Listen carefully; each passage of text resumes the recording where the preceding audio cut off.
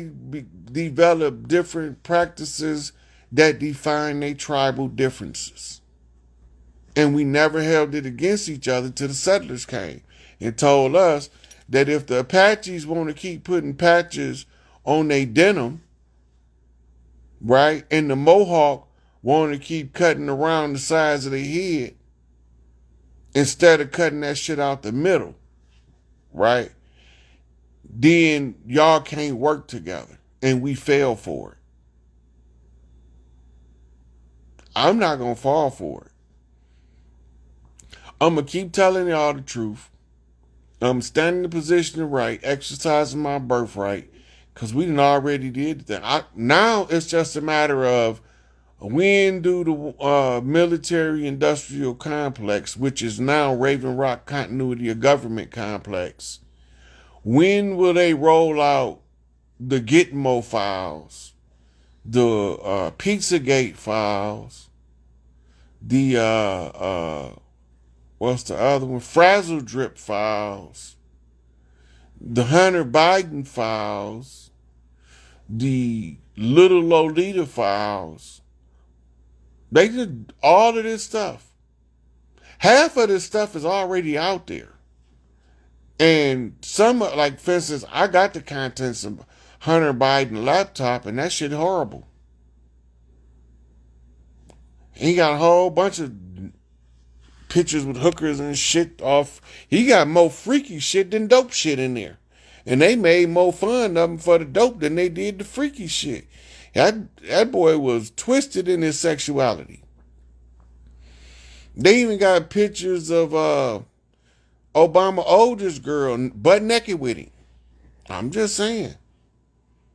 I don't know if it's true, but the political rumors in D.C. say old Joe was stroking her too. And she was underage, and Barack and Big Mike knew about it. All them people, I told you, they'll sell their kids and they'll sell their mama. And they'll buy some kids to act like they kids in order to make you think they had some kids. They've been using technology that they never told us they have to facilitate the deception. Right? These people sick. This why it's so hard on the people that want to help, because they try to project their sickness onto you as if you the same sick as them, and you ain't nothing like them people. And then we got the bandwagon gossip committee that as soon as some negative shit come on, it don't have to be true. They gonna jingle bells that negative shit all across the land like it's the hardcore facts. Right? They accuse a motherfucker of something. They accuse me of some shit. Ain't no police came knocking on my door to ask me no questions, though. To find out if it's any validity to the allegations. Ain't no special crime victim unit been here asking me anything. Because motherfuckers know bullshit when they hear it. See, they could come on social media and drag a motherfucker, right? But they can't make up them false stories all the time. If the police ain't in on it, they gonna see right through that bullshit. They gonna see through it every time. Because you don't just accuse people of shit because you can accuse them. And this, like I was telling my brother, the worst rape case is a buyer's regret rape case. Where the chick, like Mike Tyson, the girl get mad because he don't walk her to her car and send her roses in the morning, so she want to cry rape after the fact. That she done came to this man on the booty call hour, that every woman in America know that a hotel at 2 a.m. is booty call time. Every woman in America know that. 2 a.m. at a hotel with a guy you don't barely know is booty call hour. Every one of the sisters know that. The white girls know it. The salsa chicks know it, right? The roster chicks know it. And all of the women in America know that if they get up and leave their own room, home or hotel, go to a man room by themselves at 2 o'clock in the morning with alcohol, somebody planning on having sex. Every woman know that. Right? Now, there is no defense for that kind of bullshit. Because the allegation is the only evidence. Now it's her word against his word, and he can't say nothing because he don't know what the fuck she talking about. Well, where'd she get this shit from? Same thing with Tupac. The chick said Tupac didn't rape her, but he left her in the room with the dudes that did rape her and went to sleep on the couch in the living room. And because of that, he was guilty of rape. That's retarded. That's retarded. Why did you stay your grown ass in the room with them niggas you already knew when Pac barely knew any of you motherfuckers? But don't nobody want to ask that question. Because now they saying you being harsh on the victim and you blaming the victim, but you ain't nobody asking no real questions. Because when you start asking real questions, that whole case come out to be an exposure as a fraud. It was a setup from the word go.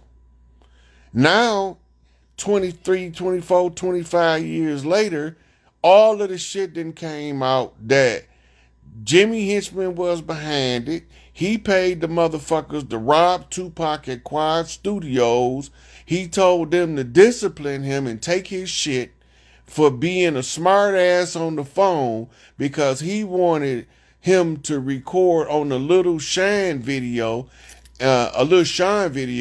and Pac was trying to avoid them niggas because Biggie told him, stay away from them niggas. Them niggas don't mean you no good. Pac trying to find out from Big before he started dealing with these suckers, why are you telling me this, Big? But Big don't never get a chance to tell him because the next time he see Pac, this nigga's coming up the elevator bleeding and shot. Yeah, but we know how to, we intelligent people and we can see. Stevie Wonder can see better than 98% of these goofballs. You don't believe me? The lady was showing them something on her cell phone. And I know you can teach kids to read blindfolded, so why not teach a blind man to see? Right? Because whatever agency of vision that the blindfolded children is using to read and tell you colors and do math problems with their eyes covered, then I'm pretty sure that you could use the same method to teach somebody with no eyes to activate their visual cortex and see through their third eye transmitter. I'm just saying. We so behind in the basic analysis of things. Like America put Saddam Hussein in power and then turned on him to sell Iran small munitions to fight against America's #1 ally in the region. That's betrayal. And there is no other name for it but betrayal. So now they mad at Saddam and they try to make amends. What they do? They gave him sarin nerve gas, botulinum toxin, and VX nerve gas, along with other military munitions as a compensation for giving Iran the small arms to fight the Iraqi military. Guess how all of it blow up? The Iraqis have a battle with the Iranians. Now keep in mind, all this is going on first term Reagan administration. They find out when they blow up a whole bunch of Iranian soldiers and find out they all got M16 American-made grenade launchers and American-made surface-to-air missiles and rocket launchers and other small munitions. So Saddam picked the phone up and he called over here like, hey, what y'all doing, man? How y'all gonna be giving these motherfuckers shit to fight me and I'm your homeboy? And then, oh no, we'll make it up to you. They give them all them gases, and then they use that as the justification to go run up in this country. In the first Gulf War. In the second Gulf War. Yeah, they knew he had weapons of mass destruction because they gave them to him. The problem is they don't know where he did with them. Yes, they do. Because the CIA report said that all of the remaining munitions, or what they call chemical weapons, was given to King Hassan of Syria. And they said he's worse than Saddam Hussein, because if we try to go get him out of Syria, he'll dump all that shit on Israel. And he will. And he is worse than Saddam. But he been right the whole time. That's the difference. See, Saddam came in wrong. But Hassan did everything right. But we ain't supposed to be aware of Middle Eastern politics proper. We only supposed to fall for the rhetorical dogma they give us on the 6 o'clock news. Like some of us don't know how to get information from people from the region that's not going to tell you the same lies that the government telling you, and that's why they don't want them over here. They don't want them befriending the people of the land that government is a fake government attacking their people, because then we gonna find out that we the ones that's being deceived the most, because these people pretending to be our government don't got nothing to do with the majority of the people on the land. We was fighting all of these marching and shit, civil rights, fighting to be part of something that didn't have nothing to do with us. The U.S. corporation never had anything to do with anybody other than the settlers that came as the 13 colonies. Anybody else incorporated under that was forced in it by deception, trickery, and deceit. And that make up about 98% of the rest of the country. We was all lied to, defrauded into believing that this corporation established in Paris under the Treaty of Peace and Friendship is our government, but ain't nan one of them tribal leaders' name on that treaty. Not one. You don't see Little River running.